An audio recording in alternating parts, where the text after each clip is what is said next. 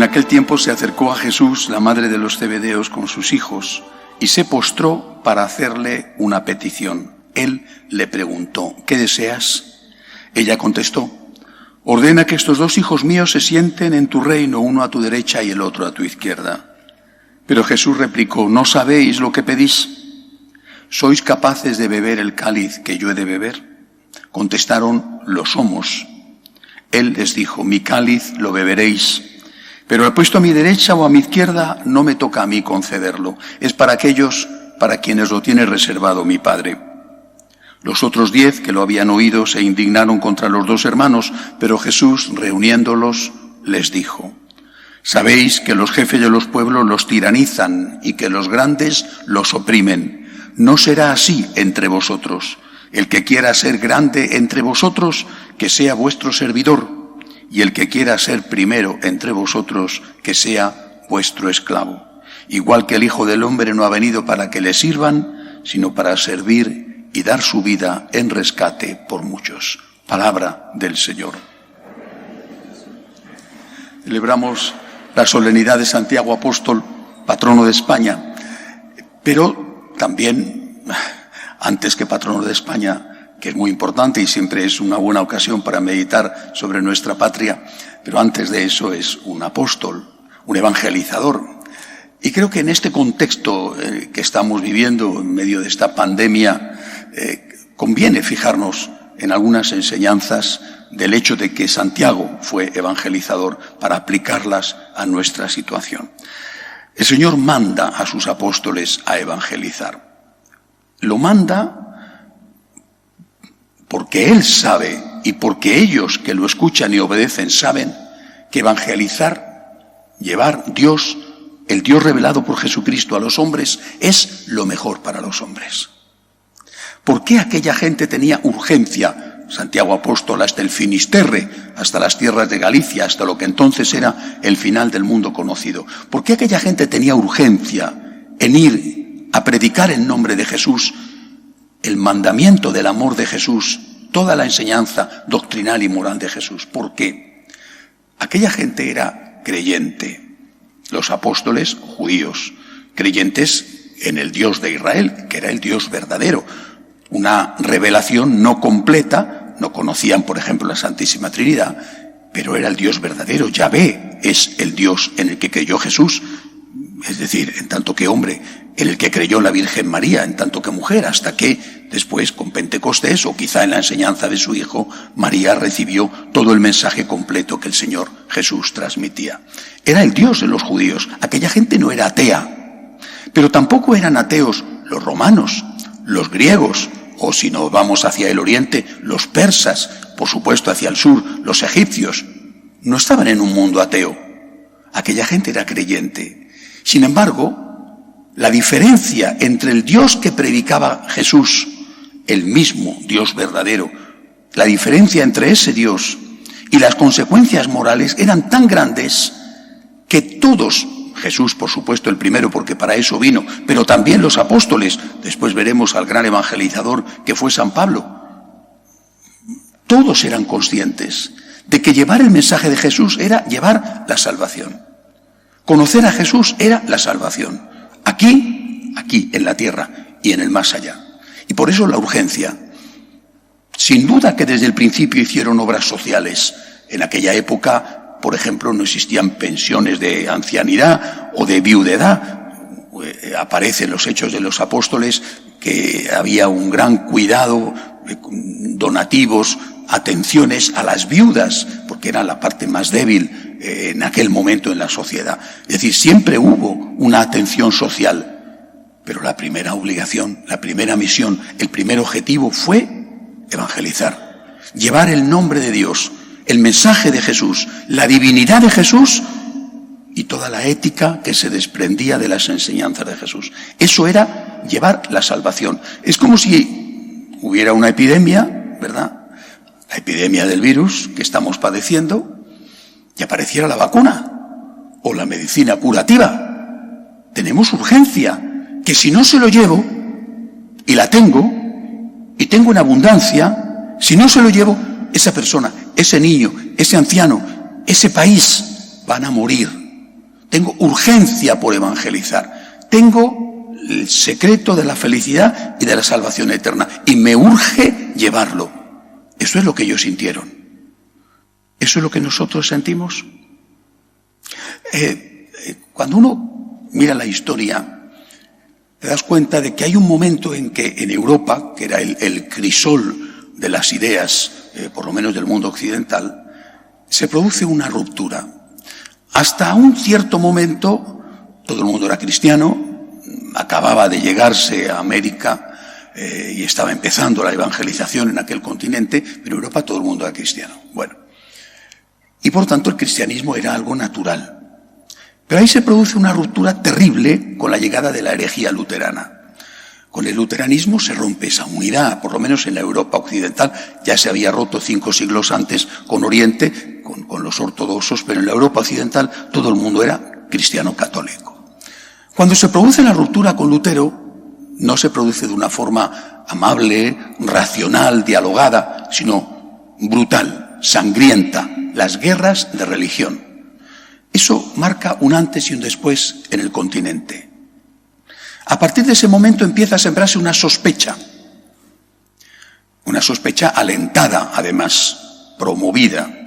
La sospecha es: ser una persona de firmes convicciones religiosas es peligroso para la convivencia.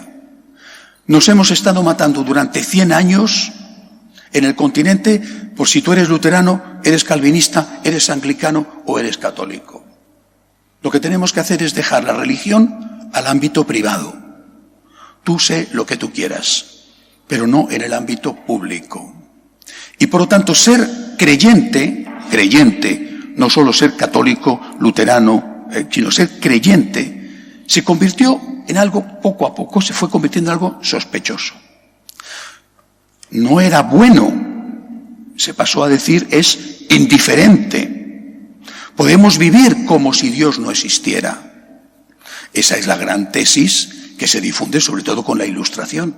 Dejemos a Dios al margen de la vida, reducido a la vida personal, pero no en la vida pública. Vivamos como si Dios no existiera, porque de lo contrario vamos a terminar de nuevo con la lucha, con la pelea, con la Inquisición, con las matanzas, con la quema de conventos, con la quema de herejes o con lo que sea.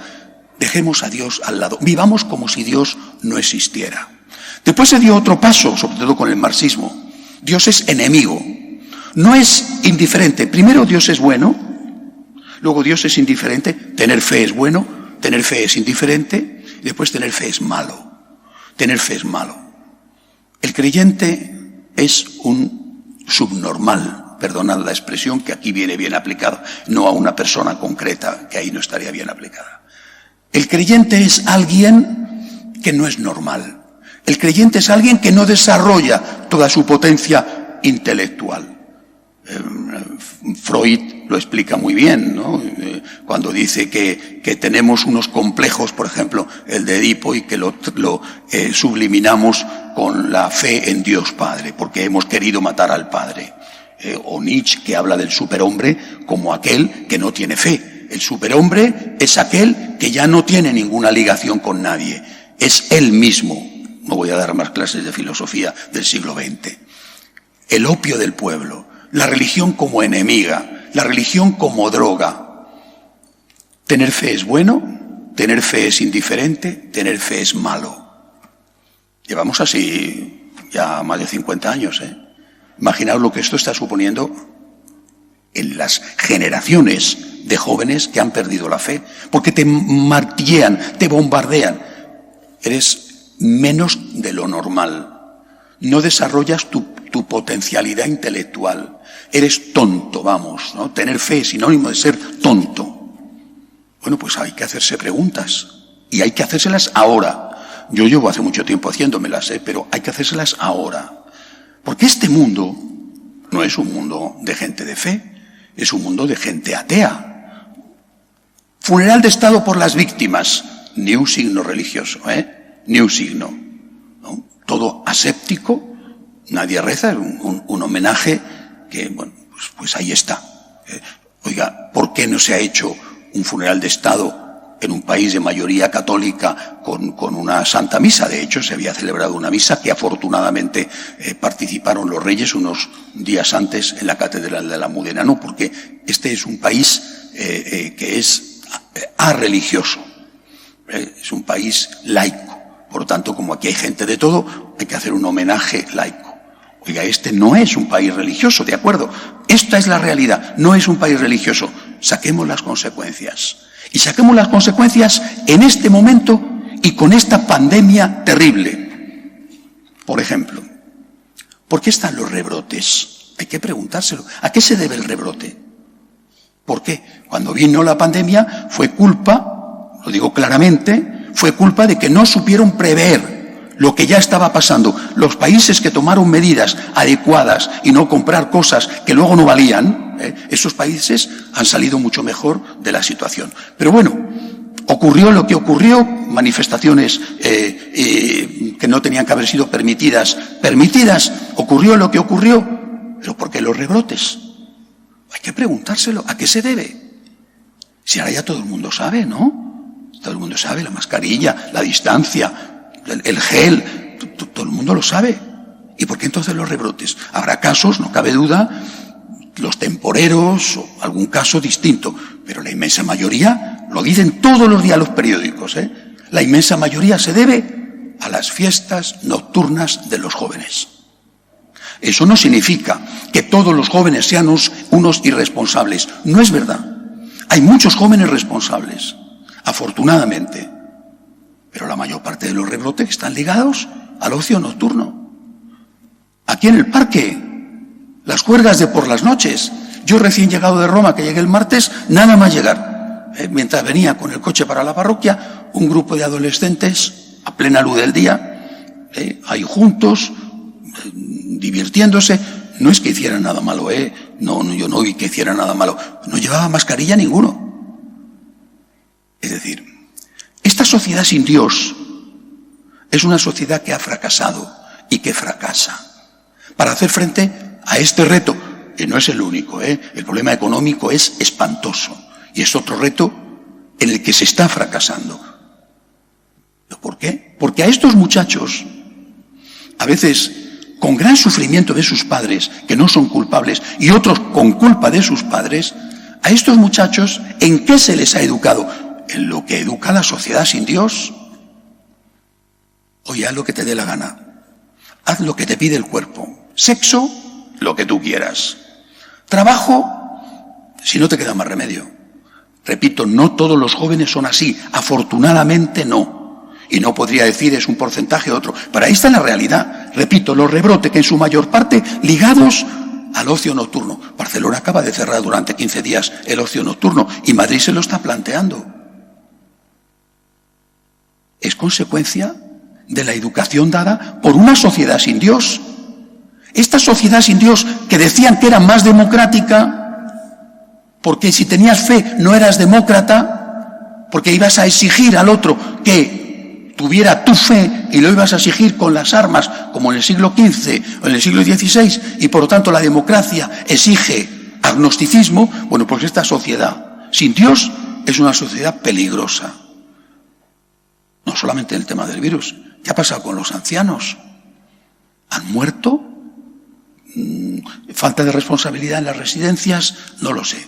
Pero si había que tomar una opción, al anciano se le dejaba el último. Y ahora está la ley de la eutanasia a punto de entrar con este gobierno. Una sociedad sin niños, con una tasa de reposición desde hace muchos años por debajo de la media, fruto de una sociedad sin Dios. Creo que la lección que tenemos que sacar es la lección que tuvieron los primeros cristianos. Dios es mi Salvador, Cristo es mi Salvador. Lo mejor para mí, para mi familia, para mi patria, lo mejor para la sociedad es tener fe. No es verdad que Dios sea indiferente, no es verdad que se pueda vivir sin consecuencias, como si Dios no existiera. Y desde luego no es verdad que Dios sea enemigo del hombre, como nos lo han querido vender, y el opio del pueblo. El opio del pueblo son los medios de comunicación manejados por los que mandan. Eso es el opio del pueblo. Que a pesar de lo que está cayendo en todos los sentidos, la gente sigue votándoles. Eso sí que es el opio del pueblo. Nosotros tenemos fe y somos conscientes de que la fe nos da esperanza. Hay vida eterna. Va muy mal la economía, la salud. Tienes personas amadas que han muerto, que están enfermos, tú mismo. Va mal. Sin Dios sería peor. Lo sabemos y además lo gritamos. Sin Dios sería peor. Dios es mi Salvador. Dios es el que me da esperanza, es el que me da fuerza para aguantar, que no es poco. Y Dios es también el que me enseña cómo tengo que comportarme. Dios es mi conciencia moral. Y el que me dice, tienes que ponerte la mascarilla. Y no puedes estar corriendo riesgos o con el riesgo de contagiar a otros. Eso es Dios el que me lo dice. Esta situación de esta sociedad sin Dios está demostrando hasta qué punto esta sociedad es una sociedad frágil y en muchos aspectos inhumana. Dicen, el virus es un castigo de Dios. Yo personalmente no lo creo, pero sí que es una enseñanza y sí que es una advertencia. Y aquel pueblo que no es capaz de sacar lecciones de su historia está condenado a repetirla continuamente. Saquemos una lección de esta historia y gritémoslo a esa gente que piensa que son superiores porque no tienen fe. ¿A dónde te lleva tu ateísmo? ¿A dónde está llevando el ateísmo a esta sociedad? Estos jóvenes son jóvenes educados en el ateísmo. Repito, no todos, pero muchos. Y son jóvenes, ¿dónde está su responsabilidad a la hora de pensar en ellos mismos? Y sobre todo a la hora de pensar en sus papás a los cuales van a contagiar o en sus abuelitos a los que van a contagiar cuando lleguen a casa. Dios es nuestro Salvador. Tener fe es lo mejor del mundo, lo mejor que nos ha podido pasar. Complejos de inferioridad por tener fe, ninguno. Hagamos un esfuerzo para no tener complejos de superioridad, porque puestos a tener uno de superioridad más que de inferioridad. Complejos ninguno, pero desde luego de inferioridad de ninguna manera. Tenemos fe, tenemos esperanza, hay vida eterna y tenemos leyes morales que aunque no las cumplamos a veces, porque somos pecadores, sabemos lo que tenemos que cumplir. Que Santiago Apóstol, que puso la semilla de la fe en esta patria, nos siga ayudando para que España sea siempre la tierra de Cristo y la tierra de María. Que así sea.